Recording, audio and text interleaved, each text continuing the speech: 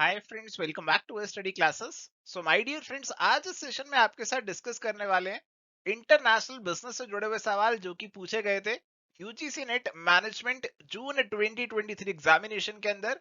तो आइए फटाफट से अपने डिस्कशन को स्टार्ट करते हैं। And my dear friends, start करने से पहले ब्रीफली आपको एवर स्टडी कोर्सेज की भी जानकारी दे देता हूँ। अगर आप तैयारी कर रहे हैं यूजीसी नेट कॉमर्स या फिर मैनेजमेंट की, तो एवर स्टडी क्लासेस के पास आपके लिए कॉम्प्रिहेंसिव कोर्सेज हैं जिसमें आपको video lecture, PDF notes, MCQs, test series सब कुछ मिल जाता है। आप कंप्लीट कोर्सेज भी ज्वाइन कर सकते हैं। अगर आप सिर्फ प्रैक्टिस के लिए टेस्ट सीरीज ज्वाइन करना चाहते हैं तो वो भी कर सकते हैं। और केवल आप प्रीवियस ईयर क्वेश्चंस की प्रैक्टिस करना चाहते हैं तो वो भी कर सकते हैं, जिसमें आपको डिटेल एक्सप्लेनेशन के साथ सारे सवाल यूनिट वाइज सॉर्टेड मिल जाते हैं। तो आइए फटाफट से बढ़ते हैं अपने सवालों की तरफ।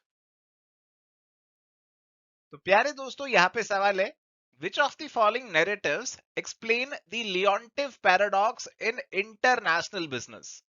तो इंटरनेशनल बिजनेस की अगर हम थ्योरीज की बात करते हैं तो उसमें एक थ्योरी आती है हेक्सर ऑलिन थ्योरम।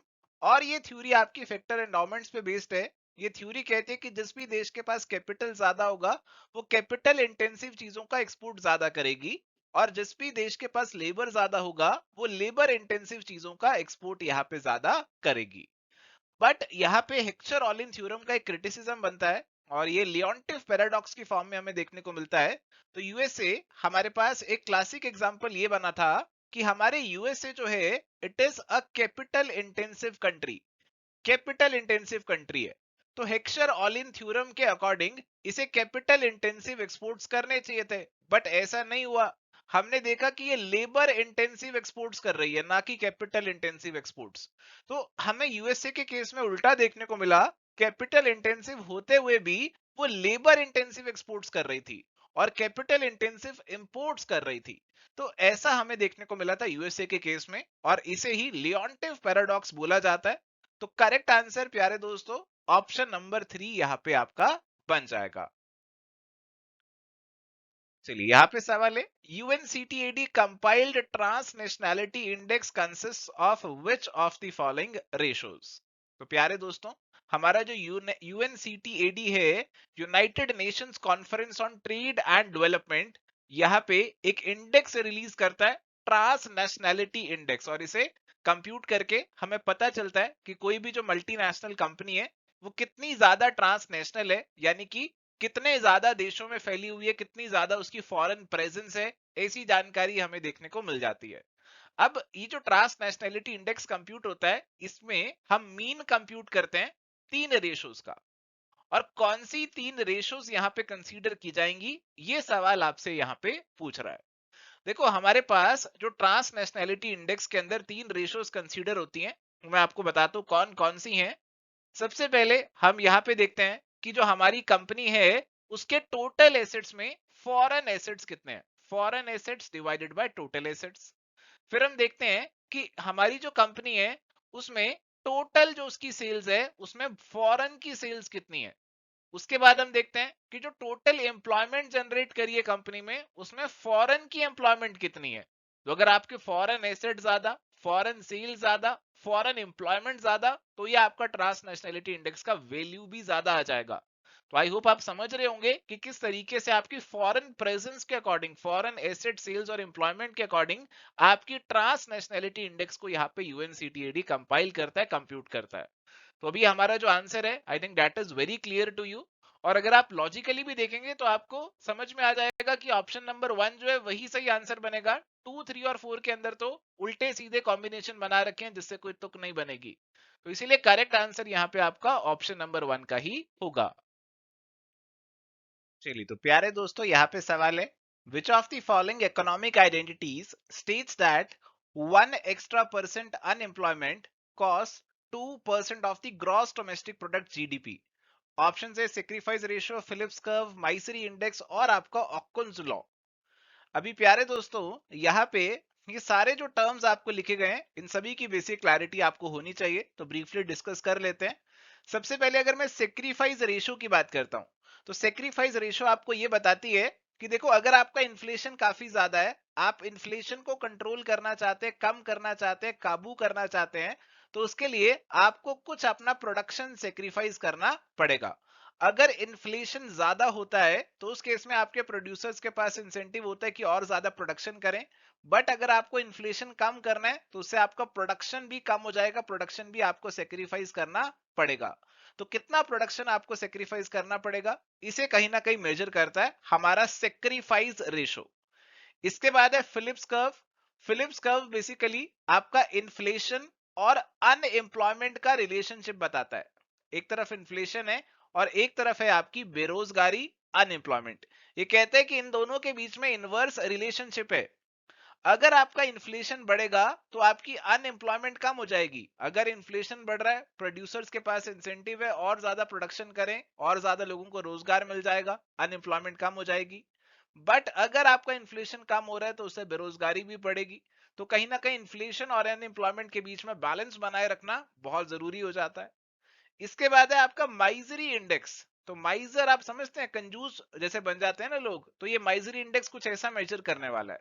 तो माइजरी इंडेक्स जो है ये मेजर करता है माइजरी को, इकोनॉमिक डिस्ट्रेस को मेजर करता है। और उसके लिए ये दो चीजों को कंसीडर करता है। कहते हैं कि माइजरी के लिए दो चीजें कंसीडर होंगे, एक आपका इन्फ्लेशन और एक आपका अनएम्प्लॉयमेंट। तो हमारे इन्फ्लेशन के रेट को और अनएम्प्लॉयमेंट के रेट को ये जोड़ देता है, ऐड कर देता है। और अगर आपका इन्फ्लेशन का रेट भी ज्यादा है, अनएम्प्लॉयमेंट का रेट भी ज्यादा है, तो माइजरी काफी ज्यादा बढ़ जाएगी, कंजूसी काफी ज्यादा बढ़ जाएगी, लोग अपनी खरीदारी वगैरह इतने अच्छे से नहीं कर पाएंगे। तो इन्फ्लेशन और अनएम्प्लॉयमेंट को जोड़कर इन दोनों के इफेक्ट्स को कंसीडर करके ये माइजरी इंडेक्स जो है कहीं ना कहीं कंप्यूट किया जाता है। इसके बाद आते हैं जी ऑक्कुंस लॉ। हालांकि ये कहा जाता है कि माइजरी इंडेक्स भी आपका आर्थर ऑक्कुन से जुड़ा हुआ है और ऑक्कुंस लॉ भी उन्हीं से जुड़ा हुआ है। ऑक्कुंस लॉ बेसिकली ये बात करता है कि अगर आपकी अनएम्प्लॉयमेंट होगी, 1% से आपका अनएम्प्लॉयमेंट यहां पे बढ़ेगा, 1% से अगर आपका अनएम्प्लॉयमेंट यहां पे बढ़ जाएगा तो उसकी वजह से हमारा यहां पे 2% का जीडीपी का नुकसान देखने को मिल जाएगा। तो अनएम्प्लॉयमेंट 1% से ही बढ़ रही है बट जीडीपी आपका 2% से गिर रहा है, ऐसा रिलेशन ये आपका बनाकर दिखाता है। अनएम्प्लॉयमेंट और जीडीपी के बीच में इनवर्स रिलेशन बताता है, और वो भी डबल इनवर्स है कि अनएम्प्लॉयमेंट आपकी 1% ही बढ़ रही है, 1 extra % unemployment, but it is costing you 2% of the GDP. तो ऐसा आपका ऑक्कुंस लॉ कहता है। करेक्ट आंसर यहाँ पे ऑप्शन नंबर 4 ऑक्कुंस लॉ ही बनेगा, because this is what is being asked in this question. चलिए, तो अब यहाँ पे सवाल है, which of the following should not be included in the balance of payment account, BOP account के ऊपर ये सवाल है। Bonus shares to equity share holders, imports of automobile parts, dividend payment to home country investors from a foreign subsidiary, interest payment on a loan to IMF. तो प्यारे दोस्तों, हमारे balance of payment के अंदर हमारे फॉरेन करेंसी के जो receipts और पेमेंट्स है वो यहाँ पे आ जाते हैं। तो अगर हम बात करें, लास्ट से शुरू करते हैं। Interest payment on loan to IMF, तो आईएमएफ से लोन लिया, फॉरेन करेंसी में होगा तो उसमें आपको फॉरेन करेंसी में पेमेंट करनी पड़ेगी, तो that is going to affect your balance of payment, effect होगा। Dividend payment to home country investors from a foreign subsidiary, तो हमारे पास कोई इंडिया के अंदर सब्सिडरी बनी हुई है किसी बाहर की कंपनी की, तो अगर हम उसे डिविडेंड पे कर रहे हैं, होम कंट्री के अंदर जो कंपनी है या वो जो इन्वेस्टर्स हैं उनको डिविडेंड पे कर रहे हैं, तो वो फॉरेन करेंसी में ही पे करना पड़ेगा, दूसरी कंट्री की करेंसी में ही पे करना पड़ेगा। That is going to affect your balance of payment. Import of automobile parts, तो बाहर से ऑटोमोबाइल पार्ट खरीद रहे हैं तो उसकी पेमेंट तो फॉरेन करेंसी डॉलर वगैरह में ही करनी पड़ेगी, तो then again it is going to affect your balance of payment. Bonus shares to equity share holders, तो इक्विटी शेयर होल्डर वालों को और शेयर थमा दिए, तो कोई करेंसी का लेन देन तो यहाँ पे हो ही नहीं रहा है, और इसीलिए ये आपके बैलेंस ऑफ पेमेंट अकाउंट को अफेक्ट नहीं करेगा, it would not be included in the balance of payment account. और करेक्ट आंसर यहाँ पे आपका ऑप्शन नंबर 1 जो है वही बन जाएगा। चलिए, तो यहाँ पे सवाल है, lowering of the cost that a firm often experiences when it produces two or more products together than each alone is known as economies of scale, economies of scope, economies of specialization या फिर technical efficiency। तो प्यारे दोस्तों, economies of scale और economies of scope ये दोनों terms आपके लिए काफी ज्यादा इंपॉर्टेंट है समझनी। अगर हम बात करते हैं इकोनॉमीज ऑफ स्केल की, तो इसके अंदर बेसिकली अगर आप एक प्रोडक्ट को बहुत बड़े स्केल पे बना रहे हैं तो हमें देखने को मिलता है पर यूनिट कॉस्ट आपकी कम हो जाती है। बट जब हम इकोनॉमीज ऑफ स्कोप की बात करते हैं तो इसके अंदर आप दो या दो से ज्यादा प्रोडक्ट बना रहे होते हैं, एक से ज्यादा प्रोडक्ट बना रहे होते हैं और फिर भी आपकी कॉस्ट कम हो जाती है।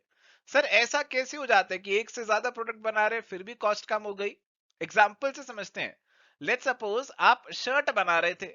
अब शर्ट बना रहे थे तो आप शर्ट बना के एक ही प्रोडक्ट को बेच रहे थे। अभी आपने क्या किया, आपने डिसाइड किया कि साथ में आप हैंकर चीफ जो है वो भी बनाने वाले हैं, रुमाल भी बनाने वाले हैं। अब देखो आपको क्या फायदा होगा, जब आप शर्ट बनाते थे तो काफी सारा कपड़ा वेस्ट हो जाता था, काफी सारे जो कट पीस होते थे वो बचे रहते थे, वेस्ट हो जाते थे। अब आप उन्हीं कट पीस का जो इस्तेमाल है वो करके यहाँ पे हैंकर चीफ बना देंगे। तो आपका वेस्ट जो पड़ा हुआ था आपने उसका इस्तेमाल करके एक नया प्रोडक्ट यहाँ पे तैयार कर दिया। तो दोनों को बनाने से आप देख सकते हैं कि आपकी ओवरऑल कॉस्ट यहाँ पे कम हो जाएगी। जो वेस्ट आप फेंक रहे थे वो अब आपका काम में आ रहा है। आपकी हैंकर चीफ बनाने के लिए आपको अलग से कोई कॉस्ट इनकर नहीं करनी पड़ रही है, बट इनसे रेवेन्यू जरूर आपको जनरेट हो रहा है।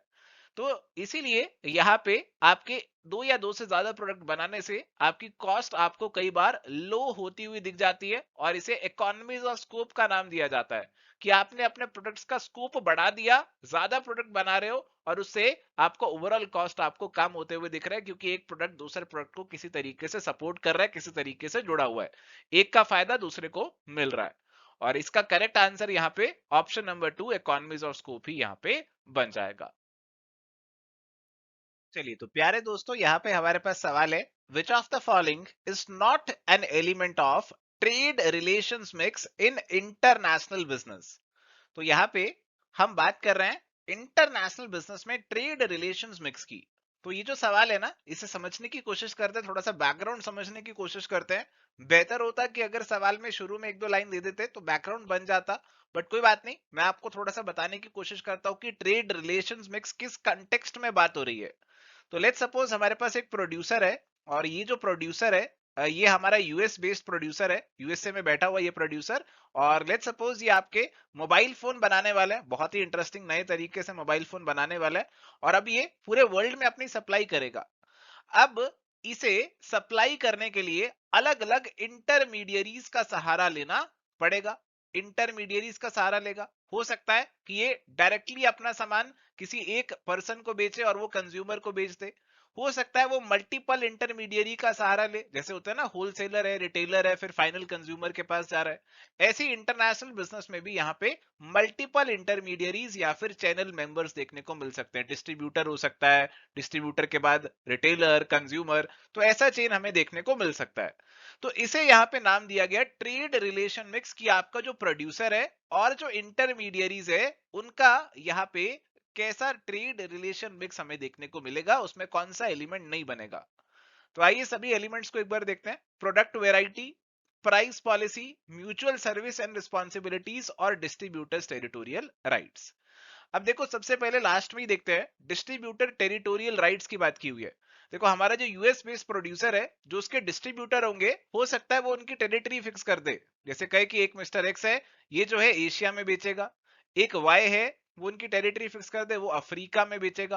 तो टेरिटोरियल राइट्स की बात यहाँ पे हो सकती है कि उनके जो रिलेशन बनेंगे यहाँ पर, उसमें टेरिटोरियल राइट्स की बात होगी कि कौन से डिस्ट्रीब्यूटर का क्या टेरिटोरियल राइट होने वाला है, कौन सी टेरिटरी में वो बेचने वाला है।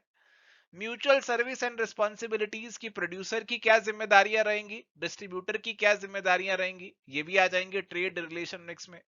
प्राइस पॉलिसी, अब प्राइस पॉलिसी भी हो सकती है, जैसे प्रोड्यूसर जो है वो हमारा 50% का जो रेट है उस पे भेजेगा डिस्ट्रीब्यूटर को, डिस्ट्रीब्यूटर 75% पे आगे रिटेलर को बेचेगा, और रिटेलर आगे 100% रेट पे कंज्यूमर को बेचेगा। तो ऐसा हमारे पास प्राइस पॉलिसी हो सकता है कि कितना डिस्काउंट कौन कौन आगे देने वाला है, ऐसा प्राइस को लेकर पॉलिसी बन सकती है हमारी पूरी सप्लाई चेन के अंदर। प्रोडक्ट वेराइटी को लेकर जनरली हमें यहाँ पे कोई डिस्कशन होता हुआ नहीं दिखेगा। प्रोडक्ट की वैरायटी तो वही रहेगी, जो आपके प्रोड्यूसर प्रोडक्ट बना रहे हैं वही वैरायटी हमें देखने को मिलेगी, और इसीलिए इसे यहाँ पे हम एलिमेंट्स में इंक्लूड नहीं करेंगे। Correct answer would be option number 1। चलिए तो प्यारे दोस्तों यहाँ पे हमें दो स्टेटमेंट्स दे रखी हैं, एक आपकी असर्शन है और दूसरी आपकी रीजन है। असर्शन में लिखा गया, IFRS and GAAP are two accounting systems competing for international acceptance। तो IFRS आपके इंटरनेशनल फाइनेंशियल रिपोर्टिंग स्टैंडर्ड्स हैं, और गैप आपके जनरली एक्सेप्टेड अकाउंटिंग प्रिंसिपल्स हैं। जो आपके जो गैप हैं ये आपके प्रीडोमिनेंटली यूएस के अंदर चलते हैं और आईएफआरएस आपकी बाकी अदर कंट्रीज के अंदर आपके चलते हैं, यूरोपियन कंट्रीज, बाकी कंट्रीज में ये आपके ज्यादा चलते हैं। तो आईएफआरएस और गैप ये दोनों इंटरनेशनल स्टैंडर्ड्स हैं विच आर कंपीटिंग, इन दोनों का कंपटीशन चलता है, which are competing for international acceptance. अब इन दोनों की एक्सेप्टेंस का कंपटीशन चल रहा है। यूएस वाले ज्यादा गैप को एक्सेप्टेंस देते हैं और बाकी देश वाले आईएफआरएस को ज्यादा एक्सेप्टेंस देते हैं। रीजन दिया, Indian accounting standards Ind AS are in convergence with both IFRS and GAAP. अब देखो जो हमने इंड एएस बनाए थे, हमारे जो इंड एएस थे वो जब हमने बनाए तो हमने क्या किया, हमने आईएफआरएस के साथ कन्वर्ज कर लिया। देखो हमने आईएफआरएस को अडॉप्ट नहीं किया, एज इट इज नहीं कॉपी कर लिया, हमने उन्हें पढ़ा, उसमें रेलेवेंट चेंजेस किए इंडियन कंडीशंस के अकॉर्डिंग और हम उनके साथ कन्वर्ज कर गए। तो Ind AS are converged with IFRS, gap के साथ ये कन्वर्ज नहीं है, हमने आईएफआरएस के साथ इनकी कन्वर्जेंस यहाँ पे करी हुई है। तो इसीलिए आपका सेकंड वाला जो रीजन वाला स्टेटमेंट है वो गलत हो जाएगा, क्योंकि ये जो गैप वाला पार्ट इन्होंने लिख दिया ये गड़बड़ है, ये गलत है। वन असर्शन वाला पार्ट सही है, रीजन वाला पार्ट गलत है, और इसीलिए करेक्ट आंसर यहाँ पे आपका ऑप्शन नंबर 3 का बनेगा। सो थैंक यू प्यारे दोस्तों, ये था जी आज का हमारा डिस्कशन। आई एम होपफुल कि आपके साथ जो सवाल यहाँ पे डिस्कस हो रहे हैं यूजीसी नेट मैनेजमेंट जून 2023 एग्जामिनेशन के, उससे आपको क्लैरिटी मिल रही है कि किस तरीके के सवाल एग्जाम में आते हैं और कैसे आपको उन्हें अप्रोच करना है ताकि आप बेस्ट आंसर को मार्क कर सके, टिक कर सके। तो यहाँ पे इस सेशन को कंक्लूड करते हैं, मिलेंगे नेक्स्ट सेशंस में। Till then goodbye, take care, all the best.